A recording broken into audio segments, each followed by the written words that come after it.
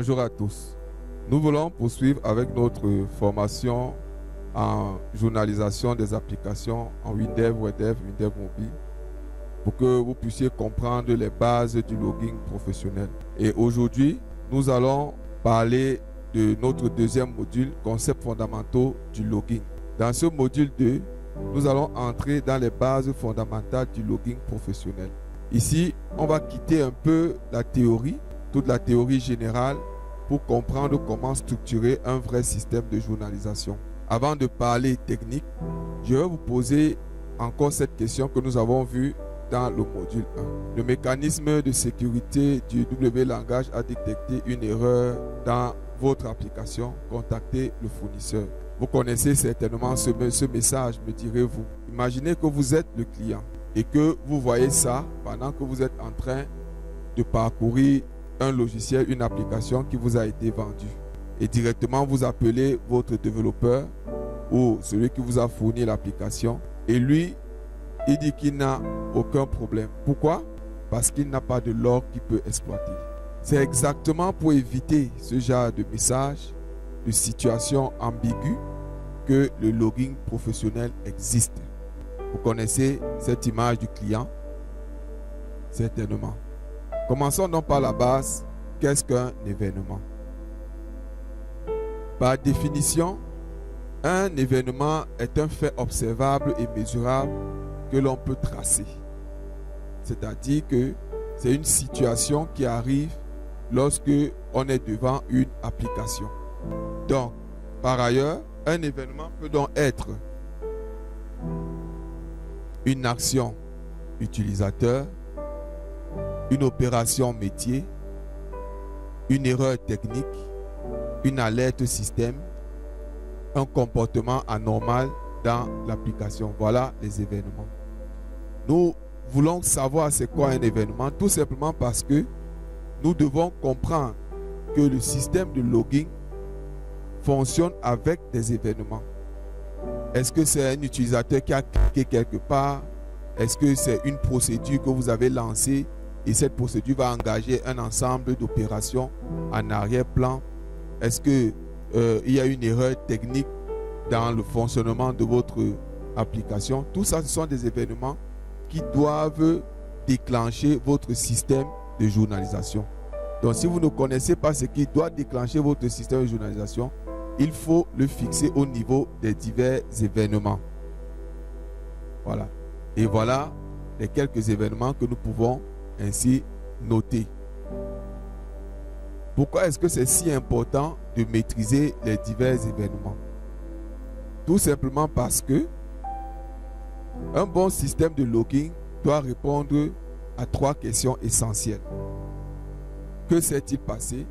Quand cela s'est-il produit? Et dans quel contexte cela existe?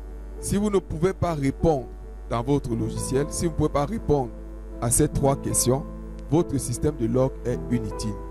Sans définition claire, votre système de log n'a pas de raison d'être. Maintenant, passons à la structure d'un fichier, d'un message log. Comment est-ce qu'il doit être structuré? Généralement, pour ceux qui peuvent déjà avoir la capacité de créer un fichier log, ils vont juste mettre un message de la sorte. Erreur, base de données. Ça, c'est l'un des mauvais exemples que l'on peut faire. Si vous venez, je vous dis, je vous appelle, moi je suis le client. Vraiment, il y a quelque chose qui se passe. On a écrit seulement erreur, base de données. C'est un message qui en réalité ne veut rien dire.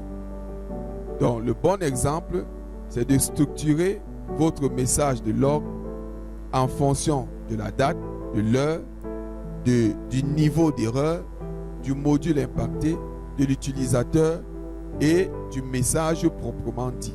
Tel que vous voyez ici à l'écran, il y a tous ces éléments-là. Donc, si l'utilisateur me lit un message comme ceci, je sais exactement d'où vient l'erreur et je sais comment agir.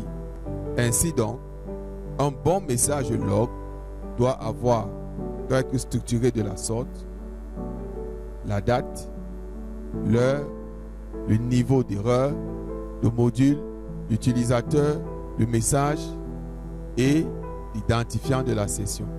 Tous ces éléments sont très très importants. À partir de là, vous pouvez réellement diagnostiquer l'application, vous pouvez réellement travailler. Vous pouvez donc comprendre par là qu'un bon système log, un fichier log, un log professionnel doit suivre une structure claire. La structure est la suivante, telle que vous pouvez le voir à l'écran. Le bon exemple, un log sans structure, c'est comme une base de données sans clé primaire.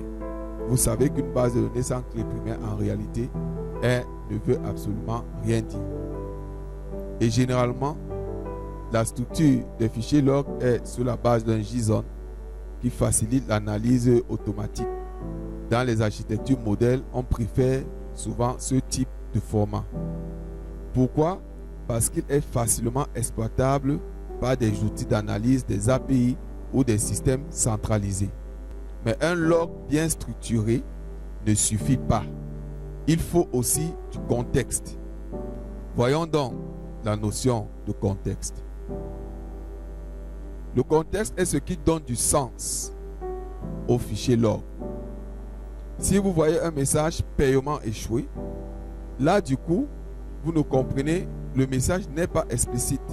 Il n'y a vraiment rien de clair dans le message de log paiement échoué. Voyez-vous, lorsqu'il n'y a pas de contexte, on ne peut pas savoir quel client, quelle écriture, quel montant, quel mode de paiement on a choisi. Mais par contre, lorsqu'il y a un contexte inclus, on connaît exactement l'utilisateur concerné, on connaît le rôle, si c'est un administrateur ou un caissier, on connaît l'environnement, on connaît le poste qui est manifesté dans cette transaction et on connaît l'identifiant de la transaction. Vous voyez, le contexte donne du sens au log. Sans contexte, un log est presque inutile. Plus le contexte est riche, plus le diagnostic est rapide. Regardez un message comme ceci, paiement échoué. Client, on met l'identifiant du client. Facture, on met le numéro de la facture. Ainsi, avec un contexte comme ça, on connaît exactement où est-ce qu'on doit travailler pour pouvoir intervenir et rectifier le problème. Voyons l'importance de la date et de l'heure et du module dans le fichier log. Le horodatage doit être précis. Sans horodatage précis, vous ne pouvez pas construire un incident.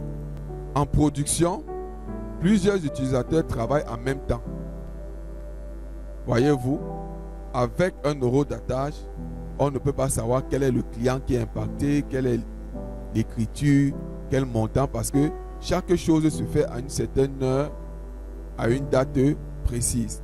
Il est donc toujours important d'utiliser quelle est l'écriture concernée, le montant et le mode de paiement. Maintenant, en ce qui concerne les modules, nous devons savoir exactement quel est le module qui est impacté dans le traitement qui est en cours ou qui s'est soldé par un échec ou une erreur. Il est important de connaître quel est le module, la procédure qui a été impactée pour directement agir sur le module proprement dit. Tout cela est important. Savoir que l'erreur vient du module stock ou du module authentification, ce n'est pas seulement un détail, c'est un gain en temps énorme. Parlons maintenant de centralisation des informations. Vous savez, les systèmes fonctionnent aujourd'hui avec plusieurs plateformes. WinDev, WebDev, WinDev, mobile, les API, la base de données. Tous ces éléments entrent dans le fonctionnement d'une application. Maintenant, il est important, pour ne pas avoir des fichiers log pour chacun d'entre eux, il est important de réussir à centraliser les fichiers log et de les mettre ensemble. Des fois même, plusieurs utilisateurs utilisent la même application. Donc, si vous séparez les fichiers log, imaginez-vous que vous avez un parc informatique de plus de 25, 30, 100 machines. vous pouvez encore avoir la chance que si c'est dans le même bâtiment ou le même bureau, c'est encore facilement utilisable. Mais imaginez-vous qu'ils sont éparpillés un peu partout, que ce soit dans la ville ou que ce soit dans un pays. Et là, le problème devient de plus en plus ardu. Donc il est important de connaître, centraliser de manière à ce que les informations puissent se stocker à un seul endroit, peut-être sur le serveur. Si vous voulez avoir une information de log, vous partez directement sur le serveur central et là vous aurez toutes les informations qui viennent de divers endroits. Cette centralisation vous permet donc de maîtriser tout ce qui se passe dans votre système. Et c'est ça que nous voyons dans l'objectif de la centralisation. C'est de regrouper tous les logs soit dans une base de données, soit dans un serveur, soit dans un fichier central qui est partagé ou dans un système d'analyse. Et c'est comme ça qu'il est bien de regrouper les fichiers log. Et ça produit un avantage énorme. Vous avez une vue globale des incidents qui peuvent venir de part et d'autre. Vous pouvez rechercher facilement ou rapidement le problème, avoir des statistiques, des alertes automatiques et faire un audit sur toutes vos applications. Voyez-vous, c'est pourquoi la centralisation est importante. Elle permet donc la recherche rapide et faire rapidement des statistiques. Maintenant, nous allons voir un concept encore plus puissant, la corrélation. Tous ces concepts sont des concepts importants pour la journalisation. Ici, nous parlons de la corrélation. C'est un niveau vraiment très professionnel du logging. La corrélation permet de relier plusieurs logs entre eux. C'est très utile pour faire un audit, pour la sécurité ou pour l'analyse comportementale de votre application. En corrélation, on a 3 types de corrélation. Nous avons une corrélation par session, la corrélation par utilisateur ou la corrélation par transaction. Cette corrélation est importante. Tous ces différents niveaux de corrélation sont importants. En ce qui concerne la corrélation par session, ceci nous permet de ranger les informations pour chaque session. Donc chaque session, une session, c'est une ouverture de l'application. Chaque session aura donc un identifiant et tout ce qui sera fait va être rangé dans cette session-là. Donc, tous les logs de cette session vont porter un seul identifiant qui est l'identifiant de la session. La corrélation par utilisateur permet de ranger les informations en fonction d'un employé, tout ça sont des utilisateurs, un employé, un client ou une erreur répétitive sur un employé ou un client personnellement. Et la corrélation par transaction, chaque fois qu'il y a une transaction, il note ça quelque part. C'est ainsi. Voilà quelques concepts fondamentaux du logging. Et il est important que vous puissiez les maîtriser. Merci d'avoir suivi notre formation en logging, le module 2. Maintenant, nous allons commencer par des choses vraiment concrètes à partir du module 3 où nous allons commencer à créer des fichiers log proprement dit. Merci d'avoir suivi cette vidéo. Ne manquez pas de liker, de commenter et de vous abonner à nos diverses plateformes YouTube et Facebook.